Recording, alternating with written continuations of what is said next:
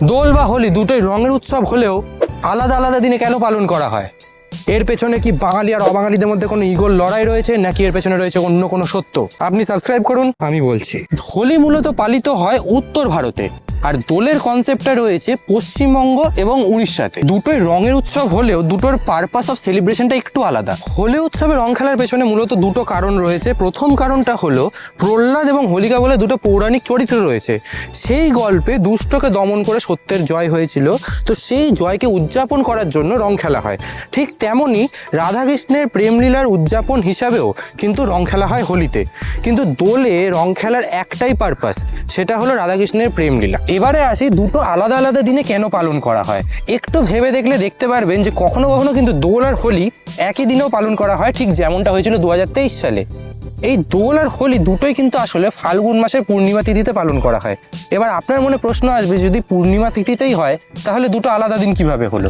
English ক্যালেন্ডারগুলোকে বাদ দিলেও হিন্দু শাস্ত্রে কিন্তু প্রচুর রিজিওনাল ক্যালেন্ডার আছে। আমাদের যেমন বাংলা ক্যালেন্ডার আছে, ঠিক তেমনই উত্তর ভারতীয়দের হিন্দি ক্যালেন্ডার রয়েছে।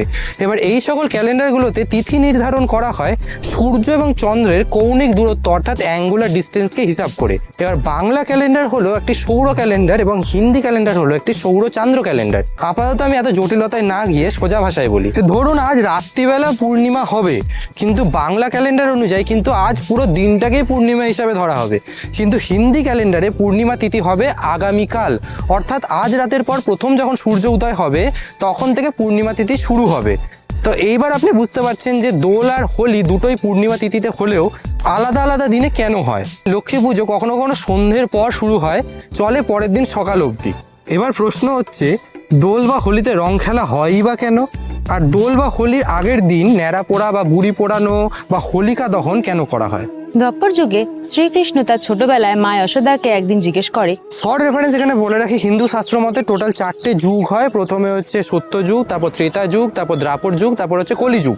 প্রত্যেকটা যুগের মাঝখানে ব্যবধান হচ্ছে 4,32,000 বছরের। বর্তমানে আমরা রয়েছি কলিযুগে। আর এখানে যে গল্পটা বলা হচ্ছে সেটা হচ্ছে দ্বাপর যুগের, অর্থাৎ সেই যুগে ভগবান শ্রীকৃষ্ণ ছোটবেলায় তার মাকে জিজ্ঞেস করছে যে মা, আমার গায়ের রং তো নীল, তো রাধার গায়ের রং সাদা কেন?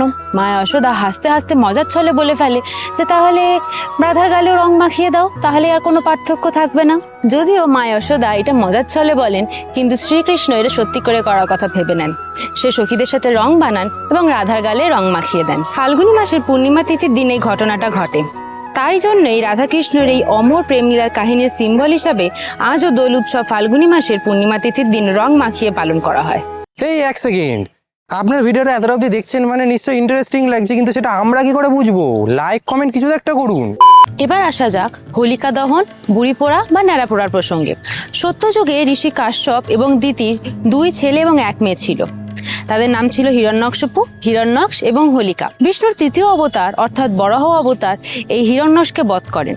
সেই জন্যে তার ভাই হিরণ্যকশিপু বিষ্ণুকে একদমই সহ্য করতে পারতেন না, তাকে বধ করতে চাইতেন এবং নিজেকে অ্যাজ আ ভগবান হিসেবে প্রতিষ্ঠিত করতে চাইতেন। গন্ডগোলটা তখন হলো যখন হিরণ্যকশিপু জানতে পারেন যে তার নিজেরই বড় ছেলে প্রহ্লাদ বিষ্ণুর অনেক বড় ভক্ত ছিলেন। সে তার নিজেরই ছেলেকে বারবার মেরে ফেলার চেষ্টা করেন, কিন্তু ভগবান বিষ্ণুর আশীর্বাদে এই প্রহ্লাদ বারবার বেঁচে যায়। শেষে নিজের বোন হোলিকার সাহায্য চেয়ে বসেন হিরণ্যকশিপু। হোলিকার কাছে অগ্নিদেবের প্রদত্ত একটি উপহার ছিল, সেটা হলো তার গায়ে দেওয়ার শাল, যেটা গায়ে জড়িয়ে নিলে সে আগুনের মধ্যে চলে গেলেও আগুন তাকে ছুঁতে অবধি পারবে না।